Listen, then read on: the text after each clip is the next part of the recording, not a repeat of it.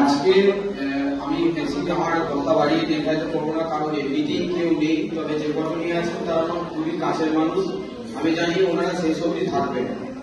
রাত পোহালে এই বছরটা প্রায় শেষের দিকে, মানে বছরটাই শেষ হচ্ছে, ক্যারেক্টারটাই পাল্টাচ্ছে, কিন্তু আমাদের জীবনের যে একটা ধারাবাহিকতা সেটা বরাবরই এখন যেমন চলছে আগামী দিনেও চালাতে হবে।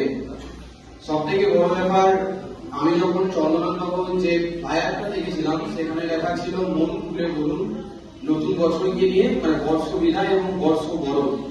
আজকে মন খুলে যদি বলতে যাই তো এই তো চেয়ার ফাঁকা হয়ে গেছে, তাহলে মানে বহুত কিছু জিনিস বলার আছে। এই বছর যেমন কিছু মানুষকে আনন্দ এনে দিয়েছে, তেমনি কেড়ে নিয়েছে আমাদের কাছে থেকে অনেক কিছুই।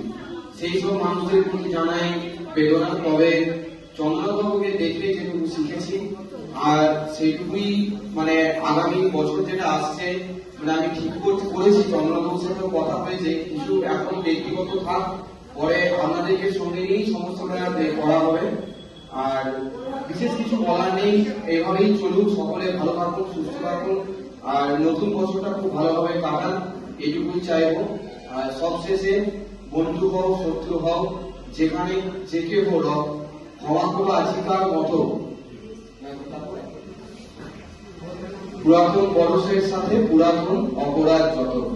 ধন্যবাদ।